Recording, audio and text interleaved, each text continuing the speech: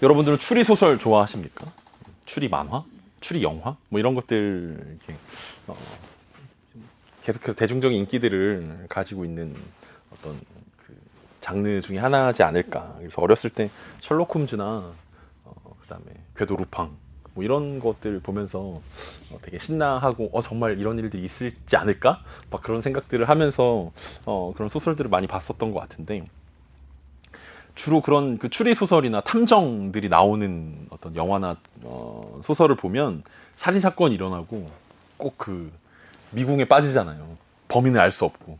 근데 그 죽은 사람이 꼭 그 메시지를 남기지 않습니까? 그래서 그 메시지를 우리는 다잉 메시지라고 그러는데, 죽어가면서 이제 범인이 누구다! 라고 힌트를 이제 주는 건데, 보통 영화 같은 데서 보면 그 다잉 메시지 때문에 오히려 범인을 찾아가기보다는 오히려 엄한 사람들에게 이제 피해가 가고 막 그 사건이 더 꼬이고, 그 사람이 아닌데 그 메시지를 잘못 해석해서 범인을 막 몰아가다가 그 사람 되게 억울함을 당하고, 결국에 끝내 이제 마지막 이 메시지가 이런 거였구나라고 생각하면서 결국 범인을 잡으면서 이제 끝나는 내용들이 보통 추리소설이나 영화에 많이 나오는 내용 중에 하나 아닐까라는 생각들을 하게 됩니다. 오늘 본문에 등장하는 이 아나니아와 삽비라의 죽음도 약간 다잉 메시지 같은 거 아닌가라는 생각들을 하면서 그 생각들을 떠올렸습니다. 과연 이 사람들은 왜 죽었냐라는 거죠. 아나니아와 삽비라는 도대체 죽은 이유가 뭐냐? 그리고 정말 그 헌금 하려다가 감추고 조금만 하면 죽는 거냐? 어렸을 때 이제 부모님께 이제 용돈을 받아서 헌금을 하지 않습니까? 1,000원 헌금하라고 주면 이제 500원만 하고 500원을 이제 숨기고 이제 나중에 예배 끝나고 사 먹어야지 막 이런 거 하는 친구들이 굉장히 많죠. 네, 굉장히 많죠. 그래서 그 심한 부모님들은 그 교회 선생님한테 물어보죠. 얘가 오늘 헌금 얼마 했나요? 막 그래서 내가 1,000원을 줬는데 과연 전부 다 했는가? 심한 친구들은 아예 그냥 헌금함에 빈손을 넣었다 빼는 친구들도 종종 있기도 합니다. 만약 그 말씀이 그때 임했다면, 이 아나니아와 삽비라 같은 말씀, 그래서 선생님들도 막 이렇게 협박하잖아요. 니네 헌금 부모님 주신 거 다 안 하면은 아나니아와 삽비라처럼 죽을 수도 있어 막 이렇게 얘기하는데, 사실 아무도 안 믿죠. 내가 그렇게 했는데 난 안 죽던데, 난 살아 있는데 막 이렇게 이야기하면서 그래서 이 말씀을 대할 때마다 좀 이해가 안 가는 부분이 많이 있습니다. 진짜 왜 죽었을까? 이 사람들은 왜 죽었어? 죽음의 이유가 과연 무엇일까? 헌금일까? 도대체 무엇일까라는 생각들을 하게 되는데, 이게 약간 그 다잉 메시지처럼 우리 가운데 헷갈리게 하는 부분들이 많이 있다. 그래서 범인이 누군지 물론 뭐 아나니아와 삽비라는 하나님께서 목숨을 걷어가신 것은 맞는데, 그 이유에 대해서 우리가 생각해 볼 때 무슨 이유 때문에 이 사람들이 죽었을까라는 생각들을 하게 된다라는 거죠. 본문의 내용상 아나니아와 삽비라가 땅을 팔고 그것에 얼마를 감추었고 베드로에게 가져다 주었습니다. 그래서 우리는 앞서 살펴본 것처럼 4장의 마지막 부분에 이제 바나바가 등장하니까 바나바처럼 되고 싶었지만 막상 땅을 팔고 나니까 바나바처럼 전부를 다 드리기에는 좀 아깝게 느껴져서 적은 액수로 사람들의 칭찬과 명성을 얻으려고 했다가 죽었다라고 우리는 전통적으로 그렇게 해석해 왔습니다. 생각해 왔죠. 우리 뭐 그렇게 많이 생각을 하는데, 저는 조금 다른 관점에서 보는 게 좋지 않을까? 꼭 그 이유 때문에 그럴까라는 생각들이 들었습니다. 왜냐하면 그런 일들은 오늘날을 살아가고 있는 우리들 가운데는 일어날 수 있는 일이라고 생각해요. 오늘날의 교회 안에서는 어떤 헌금으로 사람들의 마음을 사고 어떤 그 명예를 얻고 그래서 중직자가 되고 이런 거는 오늘날에는 통할 수 있는데, 진짜 초대교회 때도 그런 게 가능했을까? 헌금으로 사람들의 마음을 사고 명성을 얻고 막 칭찬 듣는 게 과연 가능했을까라는 생각들이 든다라는 거죠. 얼마 전 그 뉴스에서 뭐 강남의 어떤 교회의 어떤 집사님이 새벽 예배를 열심히 다니고 헌금 열심히 하고 봉사를 열심히 해가지고 성도들에게 500억 원의 투자금을 받아가지고 이제 날랐다라는 이야기가 뉴스에 나온 적이 있습니다. 대단하지 않습니까? 그걸 위해 새벽 예배를 한 거야. 사람들한테 투자를 모집하려고 새벽 예배를 하고 봉사를 하고 헌금을 해서 진짜 500억을 성도님 기도해 보셨냐고, 하나님이 나에게 응답해 주셨다고, 이렇게 투자하면 부자가 될 수 있다고 하나님 응답해 주셨으니까 나에게 투자를 해야 된다라고 이렇게 해가지고 사람들의 마음을 사가지고, 나는 매일 새벽 예배하는 사람이고 나는 헌금도 많이 하고 교회 봉사도 많이 하니까 내 말이 맞다라고 해가지고 사람들의 마음을 사서 결국 500억을 가지고 이제 도망가셨는데, 그게 이제 오늘날의 이야기니까 그럴듯한 이야기잖아요. 그래. 뭐 얼마 전에 그 뉴스도 있었는데, 뭐 이런 뉴스가 비단 뭐 얼마 전에 있었던 일일 뿐만 아니라 계속 한국 교회 안에 있어 왔으니까, 그런 일들이 많이 있어 왔으니까, 맞아, 옛날에도 그랬을 거야. 초대교회도 그래서 아나니아와 삽비라가 그랬을 거야. 바나바처럼 되고 싶어서 그랬을 거야. 라고 우리는 쉽게 생각하는 경향들이 있다라고 생각을 합니다. 그래서 오늘 우리는 다시 말씀을 보면서, 본문을 보면서 다른 각도에서 한번 보면 좋겠다라는 생각들을 하고, 참고로 이제 이 본문에서 말하고 있는 것들이 그렇게 깊이 드러나고 있지 않기 때문에 바나바처럼 되고 싶어서 죽었다라는 해석이 잘못됐다라고 보기는 어렵고, 또 오늘 제가 해석하는 해석이 또 맞다라고 해석하기도 어렵지만 어쨌든 이런 각도에서 볼 수 있지 않을까라고 생각하면서 오늘 본문에서 이 아나니아와 삽비라가 남겨놓은 다잉 메시지가 무엇인지, 그리고 그 죽음이 당시 예루살렘 교회에 어떤 의미였는지, 그리고 오늘 이 말씀을 보고 있는 우리에게 어떤 의미인지 같이 살펴봤으면 좋겠습니다. 오늘 본문 1절과 2절입니다. 아나니아라는 사람이 그의 아내 삽비라와 더불어 소유를 팔아 그 값에서 얼마를 감춤해 그 아내도 알더라. 얼마만 가져다가 사도들 발 앞에 두니. 한글 성경에서는 빠져 있지만 이 1절은 또 아니면 그러나라는 단어로 시작됩니다. 그러니까 그러나 아나니아라는 사람이라고 시작되는 게 맞다라고 볼 수 있습니다. 그러니까 지난주에 바나바 이야기로 마무리되었는데 그 4장 끝에가 바나바 이야기였는데 거기에 이어지는 내용이라고 누가가 기록하고 있다는 거예요. 바나바 이야기를 하고 그러나 아나니아라는 사람이, 그래서 바나바와 대비해서 보는 것은 합당한 해석이라고 볼 수 있습니다. 그러니까 원래는 요셉이라는 이름을 가지고 있었지만 위로의 아들이라고 늘 불려졌던 바나바라는 사람을 우리가 지난주에 봤는데 위로의 아들이라는 별명을 가졌고, 사람들이 다 바나바 하면서 위로의 아들이라고 칭찬해주던 사람이 자신의 밭을 팔아서 사도들 앞에 가져왔다는 내용이 지난주 마지막 장면이었습니다. 그러나 오늘 아나니아와 삽비라가 등장하고 있습니다. 아나니아라는 이름은 하나님의 은혜라는 뜻을 가지고 있고, 삽비라는 아름다운 사람이라는 뜻을 가지고 있습니다. 그러니까 하나님의 위로라는 사람과 하나님의 은혜라는 사람의 어떤 이루고 있는 공동체, 얼마나 아름다운 곳입니까? 그 아름다운 삽비라가 있습니다. 그들이 왜 소유를 팔았는지 우리가 알 수 없다라는 게 오늘 내용을 이해하는데 조금 어려움을 겪게 되는 것입니다. 도대체 그들은 왜 자신의 소유를 팔았을까라는 거죠. 뒤에 이어지는 내용을 보면 그들의 소유가 밭이었다라는 것을 우리는 알 수 있습니다. 그래서 그들은 소유를 팔 때부터 바나바처럼 되고 싶었고 교회의 명성과 칭찬을 얻고자 팔았다라고 우리는 그렇게 해석하지만 사실은 그런 내용은 없습니다. 오늘 본문에 그렇게 쓰여져 있지는 않습니다. 그냥 바나바의 이야기가 있고 그러나 아나니아가 등장해서 그들이 소유를 팔았다라는 거죠. 근데 문제가 하나 있는데 그게 뭐냐면 소유를 팔고 난 후에 문제가 생겼다라는 거죠. 그 값에서 얼마를 감췄다라는 것입니다. 원래 사람들이 원래 다 그랬는지는 모르겠습니다. 바나바 이야기가 하나밖에 안 나오기 때문에 원래 모든 사람들이 물건을 통용했다라는 것들을 가지고 이야기가 있었고, 그리고 다 가난한 사람이 없었다.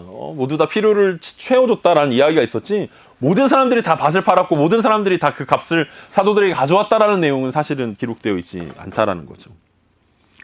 소유를 팔고 난 이후에 그의 아내인 삽비라와 함께 얼마를 감췄다라는 것이 오늘 1절과 2절에서 이야기하고 있는 문제입니다. 얼핏 보면 이것은 창세기에 나오는 아담과 하와의 이야기에서 남자와 여자의 역할을 바꿔놓은 듯한 뉘앙스를 주는 것처럼 보입니다. 그렇죠. 선악을 알게 하는 나무 열매를 따먹었을 때 하와가 먼저 따먹고 아담에게 주었던 것처럼 오늘은 이제 아나니아가 팔았고 아내도 알았다라는 건데, 결국은 둘이 같이 따먹은 거고 둘이 같이 사기를 친 거기 때문에 같은 부부의 이야기라고 볼 수 있습니다. 그런데 우리가 궁금한 건 이제 도대체 얼마를 감췄길래 죽었을까? 5대5인가? 아니면 6대4인가? 9대1인가? 하나님한테 9를 주고 1을 감췄으면 안 죽었을 텐데 얘네가 너무 욕심을 많이 부려서 한 7대3 정도 했나? 그래가지고 죽었나? 감춘 게 도대체 얼만가? 너무 궁금한데 그건 이제 우리의 궁금증이고 이 사람들은 전혀 그것에 대해서 궁금하지 않았다라는 거예요. 얼마를 감췄다라는 거예요. 그게 1이든 7이든 3이든 X는 중요하지 않고 얼마를 감췄다라는 게 이 사람들이 보고 있는, 누가가 보고 있는 중요한 문제였습니다. 어쩌면 밭을 팔고 나니까 바나바가 냈다는 액수보다 훨씬 더 많다고 느껴졌을 수도 있을 것 같아요. 아나니아와 삽비라가 바나바 땅보다 우리 땅이 더 값어치가 있어가지고 우리 땅을 팔았더니 액수가 너무 크네, 너무 부담스러운데? 라는 생각이 들었을 수도 있을 것입니다. 아니면은 이걸 다 드리고 나면 나중에 우리는 뭐 먹고 살지? 라는 두려움이 그들 마음 가운데 들어와서 있었을 수도 있겠다. 그래서 마음이 흔들렸을 수도 있겠다라는 생각들도 들기도 합니다. 아무튼 이 부부는 얼마를 감추기로 서로 합의했습니다. 얼마만 가져다가 그리고 사도들의 발 앞에 두었습니다. 여기서 많은 학자들이 지적하는 것은 이 아나니아와 삽비라가 했던 얼마를 감추었다라는 이 단어가 구약 성경에서 여호수아에 등장하는 아간이 감추었다라는 단어와 같은 단어라고 지적하고 있습니다. 그러니까 여호수아에 등장하는 아간의 죄를 여러분 기억하십니까? 여리고 성을 하나님께서 여호수아와 이스라엘 백성들 가운데 여리고 성을 무너뜨리는 장면이 이제 여호수아에 등장하는데, 우리가 잘 알고 있는 것처럼 여리고 성이 어떻게 무너졌습니까? 하루에 한 바퀴씩 마지막 7일째 되는 7바퀴를 돌아서 함성을 외쳤을 때 여리고성이 무너졌고, 결국 그 여리고성을 완전히 진멸하면서 하나님께서 말씀하신 것이, 이건 하나님의 전쟁이기 때문에 아무것도 너희들이 가지지 말고 다 온전히 하나님께 바쳐라. 이것이 여리고 전쟁의 어떤 하나님의 명령이었습니다. 그런데 문제는 무엇이었습니까? 이 아간이라는 사람이 그 전리품을 보던 중에 마음이 동했다라는 거죠. 아니, 좀 숨겼으면 좋겠다. 내가 좀 가졌으면 좋겠다라는 거죠. 그래서 뭘 가집니까? 이 막 여러 가지 뭐 신할산, 외투, 그다음에 은 이렇게 해가지고 아간이 이제 자신의 집에다가 숨겨놨던 장면이 있는데, 어쨌든 여기서 감추다라는 단어가 횡령하다라는 의미를 가지고 있고, 그것이 아간의 도둑질에 대해 같은 단어가 사용되었습니다. 여호수아 7장 1절을 보면 이렇게 평가되어져 있는데, 이스라엘 자손들이 온전히 바친 물건으로 말미암아 범죄하였으니 이는 유다 지파 세라의 증손 삽디의 손자 갈미의 아들 아간이 온전히 바친 물건을 가졌음이라. 여호와께서 이스라엘 자손들에게 진노하시니라. 여기서 온전히 바친 물건을 가졌다라고 번역되어 있는데, 이 단어가 오늘 아나니아와 삽비라가 숨겼다라고 이야기하는 단어와 같은 단어라는 거죠. 그래서 도둑질했다라는 것입니다. 하나님의 것을 도둑질했다라는 거죠. 이 단어는 별로 성경에서 많이 쓰이지 않았는데 디도서에서 한 번 더 등장합니다. 디도서 2장 10절에 보면, 훔치지 말고 오히려 모든 참된 신실성을 나타내게 하라. 이는 범사에 우리 구주 하나님의 교훈을 빛나게 하려 함이라. 그러니까 바울이 디도서를 통해서 종들에게 권면하는 장면인데, 종들에게 주인의 것을 훔치지 말라라고 권면하는 장면이 바로 디도서 2장 10절입니다. 여기서 훔치지 말라는 것이 숨기지 말라라는 단어랑 같은 단어였다라는 거죠.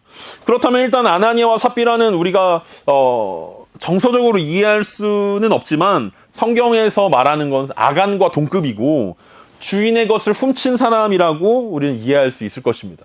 그러니까 우리가 아나니아와 삽비라를 보면서 늘 마음속에 우리를 닮은 구석이 너무 많기 때문에 이것을 너무 중죄인 취급하는 것이 정서적으로 동의하기는 좀 어렵다라는 거예요. 근데 성경의 평가는 뭐냐라면 아간의 범죄와 그리고 종들이 주인의 것을 훔치는 것과 똑같다라는 거죠. 그리고 여기서 보면 디도서의 말씀을 통해서 주인의 것을 훔쳤다라는 평가를 받는다면, 이 아나니아와 삽비라는 누구의 것을 훔친 것입니까?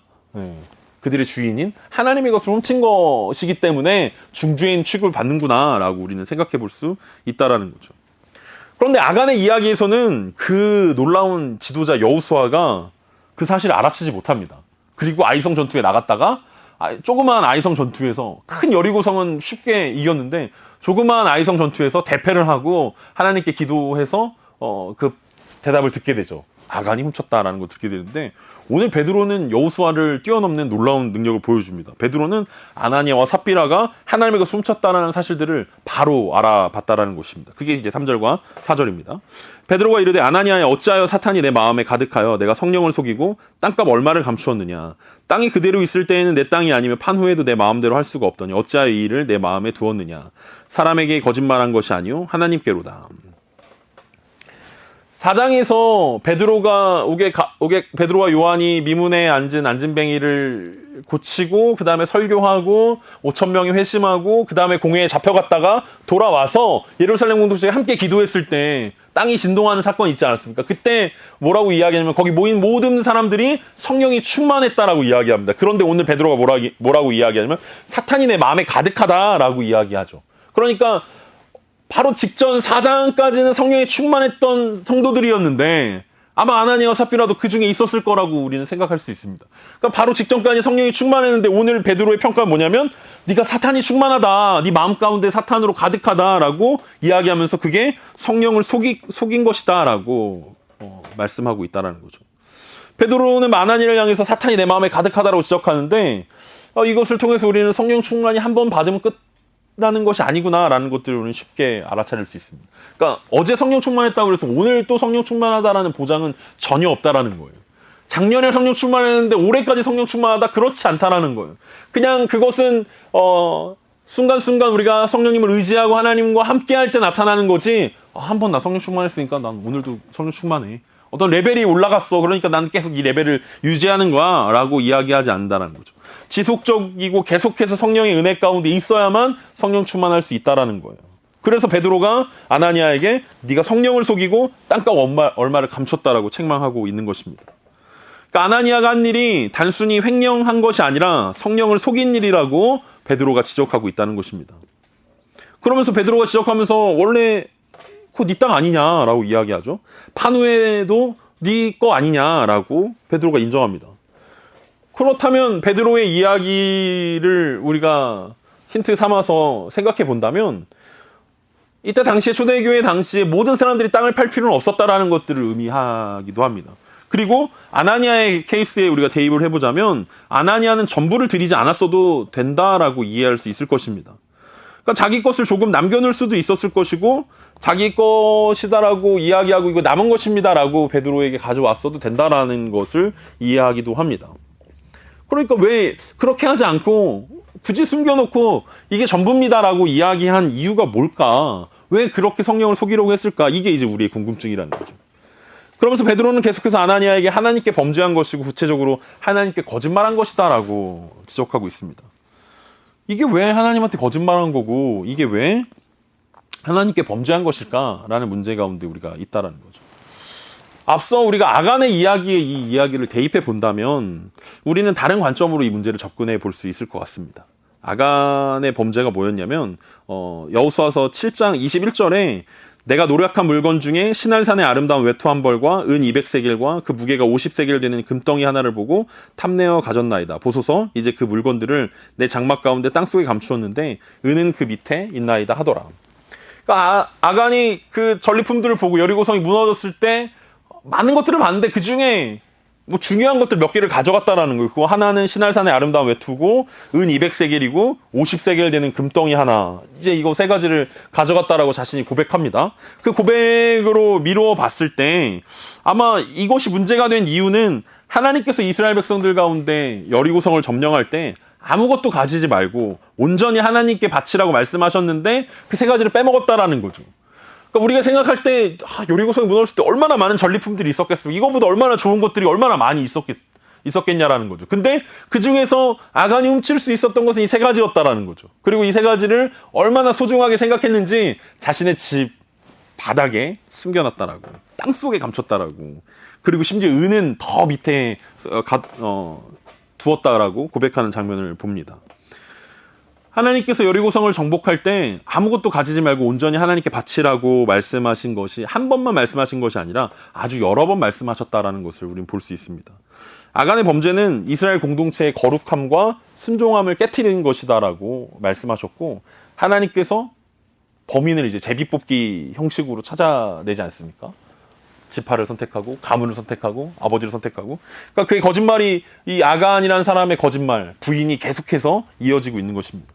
자신의 지파가 선택되었을 때 아간은 어떻게 생각했겠습니까? 설마 잡히겠어?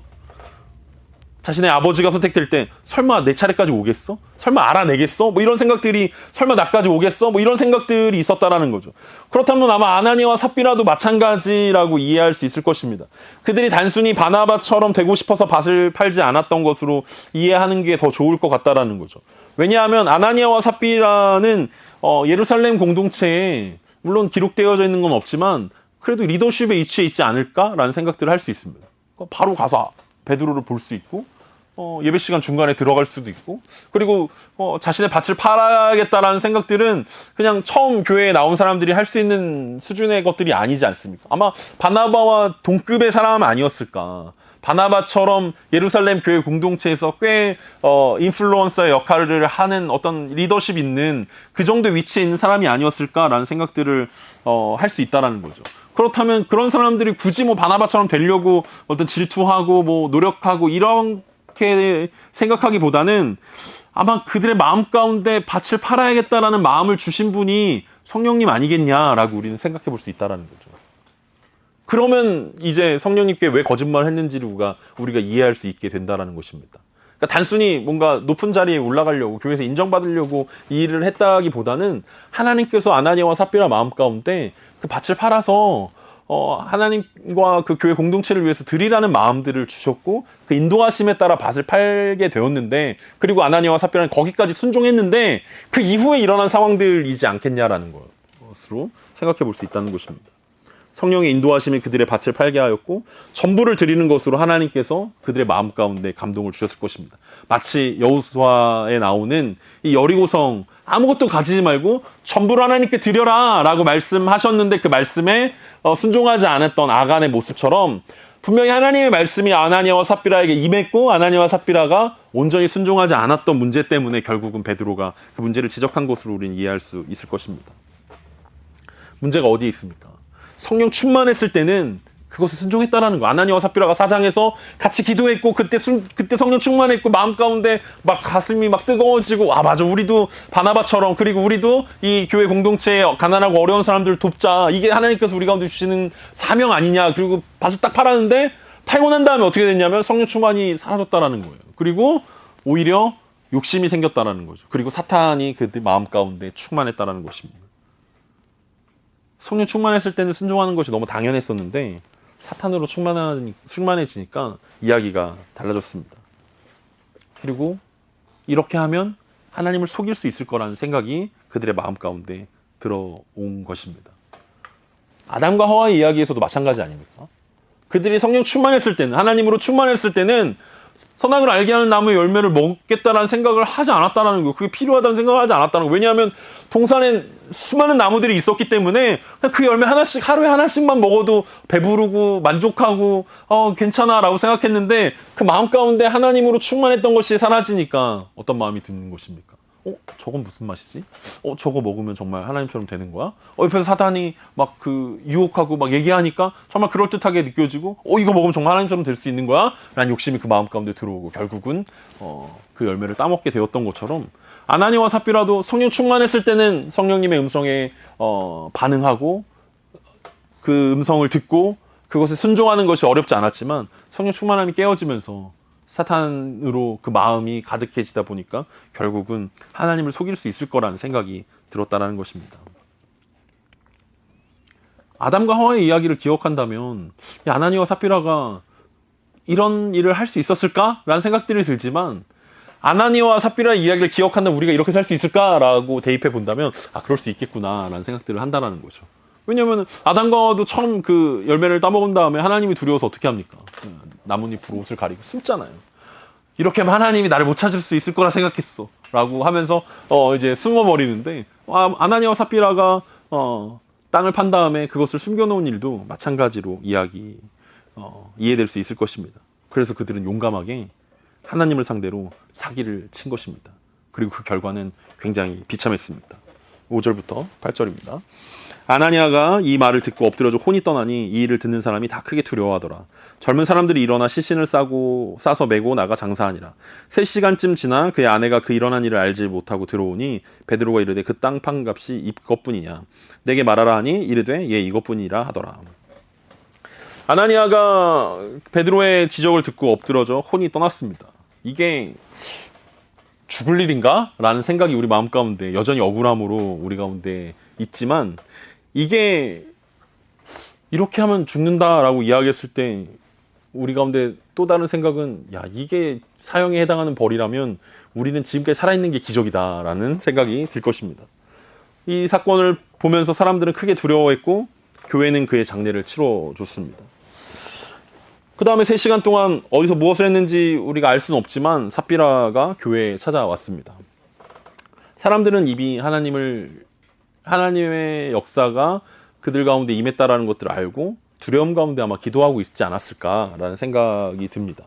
어쩌면 삽비라는 자기가 교회에 들어갈 때 사람들이 박수 쳐주지 않을까? 이런 것들을 기대하고 오지 않았을까라는 생각들도 들기도 합니다. 지금 무슨 일이 일어난지도 모른 채 이쯤 되면 이제 분위기가 좀 무르익었겠다. 혹은 아나니아가 잘 정리했겠지? 라고 이야기하면서 예배 시간에 중간에 들어가도 사람들이 제2의 바나바라고 칭송하면서 아주 훌륭한 커플이라고 칭찬받겠지? 이런 것들을 기대하면서 들어왔을 것입니다. 그런데 들어갔는데 분위기가 이상한 거죠. 그런 분위기가 아니네. 그리고 아나니아가 그 자리에 없다라는 것도 이상하게 느껴졌습니다. 그때 베드로가 삽비라에게 다시 한번 묻습니다. 마치 아간에게 다가오고 있는 제비 뽑기처럼 마지막 기회가 삽비라에게 임하고 있는 것입니다. 제비 뽑을 때, 아간이 제비 뽑을 때, 자신의 지파가 뽑혔을 때 바로 여호수아한테 고백하고 죄송합니다, 제가 잘못했습니다라고 회개했다면 끝까지 제비를 뽑았을까? 라는 생각들이 드는데 결국 삽비라도 마찬가지 아닙니까? 아나니아의 죽음 이후로 마지막 기회를 이제 베드로가 하나님께서 삽비라에게 주는 것인데, 결국은 삽비라는 그것을 눈치채지 못하고 아나니아처럼 하나님을 속이려고 시도했습니다. 그리고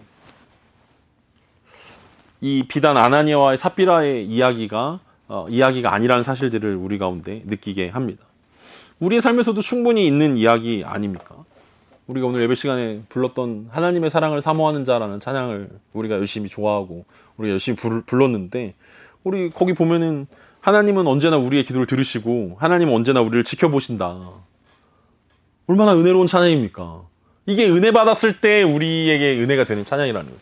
하나님은 언제나 우리의 기도를 들으신다. 하나님은 언제나 우리를 지켜보고 계신다. 근데 여러분, 은혜가 사라지면 이 찬양의 가사가 얼마나 무섭게 느껴지겠습니까? 하나님이 언제나 여러분들을 지켜보신다는 거예요. 하나님 언제나 여러분들의 입을 지켜보고 계시고, 하나님 언제나 여러분의 일거수일투족을 지켜보고 계십니다.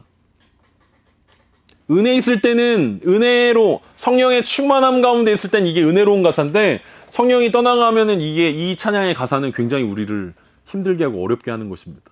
그런데 더 놀라운 건 뭐냐면, 성령 충만함이 떠난 상태에서는 우리가 이 가사가 우리 가운데 이루어지지 않을 거라고 굳게 믿는다라는 거죠. 하나님은 충분히 하나님을 속일 수 있을 거야. 우리가 죄를 짓고 우리가 하나님의 말씀을 순종하지 않는 결정적인 이유는 무엇입니까? 우리는 하나님이 전능하시고 하나님이 전지하시고 하나님 모든 것을 아시고 하나님 모든 것을 지켜보고 계시고 하나님 우리와 늘 함께 한다라는 것들을 너무나 잘 알고 있지만, 우리가 죄를 짓는 순간에, 우리가 불순종하는 순간에는 우리가 잠깐 하나님의 눈을 가릴 수 있을 거라고 생각한다라는 거예요. 우리가 잠깐 하나님의 귀를 막을 수 있을 거라고 생각한다는 거예요. 하나님은 잠깐 냄새를 못 맡을 수 있을 거라고 생각하고, 하나님은 눈을 잠깐 가리울 수 있을 거라고 생각하고, 하나님은 잠깐 동안 우리와 함께하지 않을 수 있을 거라고 생각하는 그 담대함이, 성령으로 마음이 충만했을 때에는 그 코람데오의 마음으로 하나님 맞아, 우리와 함께하고 계시지, 하나님 나를 지켜보고 계시지 라는 마음으로 있지만, 성령이 충만하지 않을 때에는, 우리 마음 가운데 사탄으로 충만할 때에는 우리가 하나님을 속일 수 있을 거라고, 우리 스스로를 속인다라는 거죠. 내가 이렇게 하면 하나님 잠깐 눈 가릴 수 있을 거야. 내가 이렇게 하면 하나님 잠깐 못 들으실 거야. 내가 욕해도 하나님 잠깐 눈 감아 주실 거야. 내가 나쁜 짓을 해도 하나님 잘 못 보실 거야. 하나님 너무 바쁘신 분이니까. 하나님은 나랑 상관없는 분이니까. 라는 그 마음들이 아나니아와 삽비라에게 있었고, 계속해서 성경의 역사 가운데 모든 사람들의 마음 가운데 동일하게 있고, 여전히 오늘 우리 가운데도 있다라는 것입니다. 은혜와 심판은 동전의 양면 같은 것입니다. 하나님이 은혜의 눈으로 우리를 지켜보고 있다는 것은 반대로 하나님은 심판의 눈으로 우리를 지켜보고 있다는 것이기도 합니다. 하나님은 인자한 귀로서 우리의 기도를 듣고 계시지만, 하나님은 심판의 귀로서 우리의 말과 우리의 언행들을 보고 계시다는 뜻이기도 합니다. 그래서 사람들이 구약의 하나님은 심판의 하나님이고 신약의 하나님은 은혜의 하나님이라고 이야기하는데, 사실은 아간의 이야기는 구약에 있는 거고 아나니아와 삽비라의 이야기는 신약에 있는 이야기 아닙니까? 같은 이야기라는 거예요. 하나님은 어제나 오늘이나 구약이나 신약이나 똑같이 은혜와 심판을 함께 하시는 하나님이라는 것들을 우린 기억해야 한다라는 거죠. 근데 우리 자꾸 그것을 까먹습니다. 망각한다라는 거예요. 아니야, 하나님은 은혜만 줄 거야. 아니야, 하나님은 용서만 줄 거야. 아니야, 하나님은 사랑만 줄 거야. 하지만 성경은 분명하게 하나님은 은혜와 심판이 동시에 있다라고 말하고 있습니다. 하나님은 어제나 오늘이나 영원토록 동일하시고 여전히 거룩하시고 여전히 그분을 속일 수 없다라는 것이 성경이 우리 가운데 계속해서 말씀하고 있는 것입니다. 그래서 오늘 이야기가 어떻게 마무리됩니까? 9절부터 11절입니다. 베드로가 이르되 너희가 어찌 함께 꾀하여 주의 영을 시험하려 하느냐. 보라, 내 남편을 장사하고 온 사람들의 발이 문 앞에 이르렀으니 또 너를 내가리라 하니 곧 그가 베드로의 발 앞에 엎드려져 혼이 떠나는지라. 젊은 사람들이 들어와 죽은 것을 보고 메어다가 그의 남편 곁에 장사하니 온 교회와 이 일을 듣는 사람들이 다 크게 두려워하니라. 베드로는 삽비라에게 엄청난 이야기를 합니다. 어찌 함께 꾀하여 주의 영을 시험하냐라고 꾸짖습니다. 그러니까 부부라는 것은 서로 돕는 존재 아닙니까? 돕는 배필이라고 하나님께서 아담과 하와를 창조하셨는데 서로 도와주는 연합하여 하나 되는 것이 부부의 의무이고 하나님께서 만들어주신 목적인데 오늘 베드로는 뭐라고 이야기하냐면 삽비라에게 함께 꾀했다라고 이야기합니다. 나쁜 짓을 함께 꾀했다라는 거예요. 돕는 배필, 거룩함을 돕는 배필이어야 되는데 하나님의 뜻을 이해하고 하나님의 뜻을 순종하는데 돕는 배필이어야 되는데 이들이 했던 것은 사기를 도와주는 거예요. 하나님을 속이는 것을 도와주는 거고 하나님을 속일 수 있게 하는 것을 도와주는 역할들을 했다는 거예요. 그래서 주의 영을 시험하려 했다라고 꾸짖습니다. 하와에게 꾸짖는 하나님이 생각나는 장면 아니겠습니까? 삽비라도 아나니아처럼 성령을 시험하려다 남편과 함께 장사되었습니다. 그들이 두려워했던 것처럼 예루살렘 교회가 두려워했던 것처럼 여전히 우리 마음도 두려워해야 할 것입니다. 정말 우리에게도 만약에 이런 일이 일어난다면 여전히 우리에게도 이런 기준으로 하나님께서 우리를 다스리신다면 이렇게 우리가 설렁설렁 신앙생활을 할까라는 생각들이 들 것입니다. 오늘 분명한 것은 한때 성령 충만했던 아나니아와 삽비라가 자신들의 욕심 때문에 사탄으로 충만해졌고 말도 안 되는 일을 저질러 버린 것입니다. 객관적으로 생각하면 말이 안 되는데 막상 우리가 그 상황이 되면 이해가 되는 상황이기 때문에 이 말씀을 이해하는 게 굉장히 어렵습니다. 우리랑 너무 닮아있기 때문에 그렇습니다. 그래서 하나님은 예루살렘 교회 공동체에 아나니아와 삽비라를 통해서 성령의 충만함을 헛되이 받지 말라라고 말씀하고 있는 것입니다. 끝까지 성령에 충만하라고 말씀하고 있습니다. 무엇보다도 성령의 말씀에 순종하라고 이야기하고 있는 것입니다. 이게 교회에 있어서 초대 교회에 있어서 얼마나 중요한 법인지 깨달아야 된다라는 의미로 아나니아와 삽비라의 목숨이 사라졌다라는 것을 우리는 기억할 수 있습니다. 그러니까 아나니아와 삽비라의 다행 메시지는 하나님의 말씀에 순종하는 것이 얼마나 중요한가에 대해서 우리 가운데 이야기하고 있는 것입니다. 말씀을 정리하겠습니다. 아나니아와 삽비라가 죽을 수밖에 없었던 이유는 그들이 하나님을 속이려고 했던 것은 그들이 어떤 교회에서 어떤 높은 위치, 어떤 명성을 얻으려고 했다라기보다는 분명히 그들의 마음 가운데 성령님께서 모든 밭을 팔아 교회와 가난한 자들을 섬기라고 그들의 마음 가운데 말씀하셨음에도 불구하고 그 말씀에 순종하지 않았기 때문이다라는 사실들을 우리는 이해할 수 있습니다. 그럼 우리들 가운데 꾀가 생깁니다. 그럼 안 들으면 되겠네. 성령의 음성을 안 들으면 되겠네.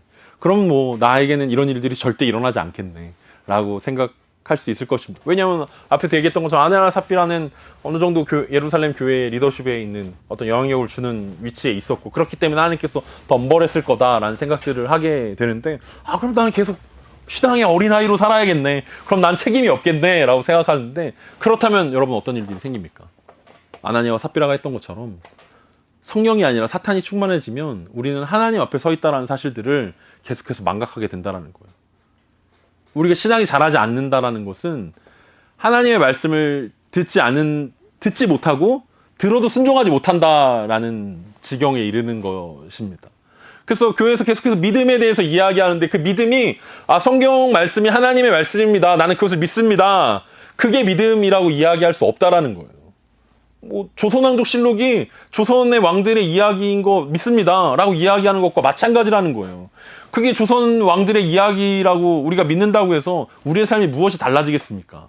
우리가 말하는 믿음은 그 하나님의 말씀이 나에게 말씀하고 있다라는 것, 그리고 특정하게 우리를 인도하고 있다라는 것, 그리고 하나님의 자녀로 우리를 살아가게 한다라는 것을 믿는다라는 거예요. 그 믿음은 순종을 동반하는 것이기 때문에 믿음이 어려운 것입니다. 하나님 나에게 오늘 말씀하고 있고 그 말씀에 내가 반응하고 있다. 이것이 믿음이지 그냥 이게 하나님의 말씀입니다 라고 지나가 버린다면 아나니아와 삽비라가 가지고 있었던 믿음과 동일한 믿음일 것입니다. 하나님 나에게 말씀하셨어. 하나님 나에게 말씀하실 수 있어. 그리고 하나님 나에게 인도하실 수 있어. 하나님 나에게 어떤 것들을 요구하실 수 있어. 근데 나는 아직 아니야. 그러면 믿음이 아니라는 것입니다. 그래서 오늘 이 아나니아와 삽비라의 이야기가 우리 가운데 중요하다라는 것입니다. 안 들으면 끝나는 게 아니라 안 들으면 더 나쁜 상황 가운데 있는 것이고 들어야 한다는 거예요. 하나님 우리에게 어떤 이야기를 하고 계신지 어떻게 살으라고 말씀하고 있는지 들어야 된다는 것입니다. 그리고 듣는다는 것은 반드시 순종이 따라와야 되는 것이고 그 순종이 바로 우리가 이야기하는 믿음이라고 오늘 성경은 우리 가운데 이야기하고 있습니다. 아나니아와 삽비라가 한 번에 죽음에 이른 것 같지만 아간의 이야기를 통해서 우리가 살펴보면 결국은 아나니아와 삽비라에겐 계속적인 하나님의 은혜와 하나님의 기회가 있었을 것입니다. 그들이 땅을 파는 순간부터 그 감추어서 베드로에게 나오는 그 시간까지 마치 아간에게 유다 지파가 뽑히고 세라 족속이 뽑히고 그 다음에 삽디의 가족이 뽑히고 그 다음에 갈미의 아들인 아간이 뽑힐 때까지 계속해서 하나님의 은혜가 지속적으로 아간에게 있었던 것처럼 아나니아와 삽비라에게도 계속해서 하나님께서 돌이킬 수 있는 기회들과 시간들을 주었음에도 불구하고 그들이 믿음의 눈으로 보지 못하고 순종하지 못하고 끝까지 사탄으로 마음에 가득하게 해서 그들의 욕심을 채우려고 했던 것이 그들을 죽음으로 몰아넣었다라는 것입니다. 그렇다면 우리 가운데도 동일한 이야기일 것입니다.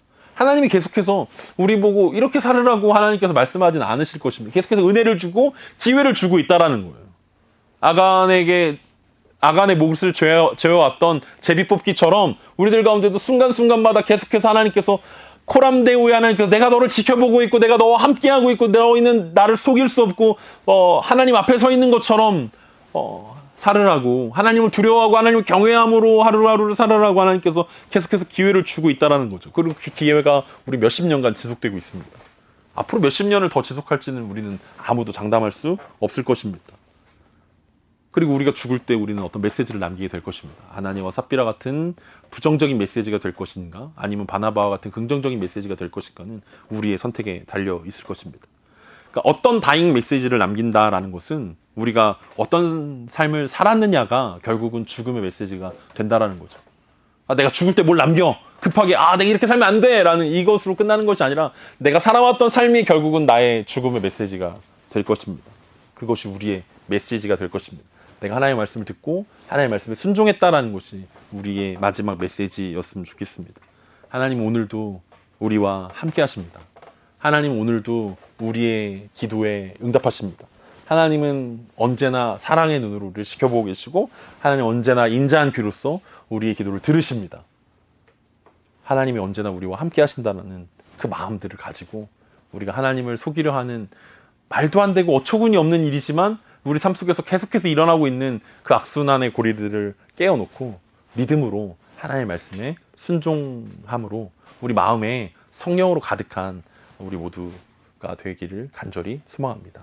그렇게 한 주간 사탄이 아니라 성령으로 충만한 한 주가 되십시오. 하나님께서 여러분들 가운데 어떤 말씀을 하시든지 아멘으로 순종하는 한 주가 되십시오. 그래서 여러분의 삶이 여러분의 메시지가 될 수 있는 저 여러분 되기를 간절히 소망합니다.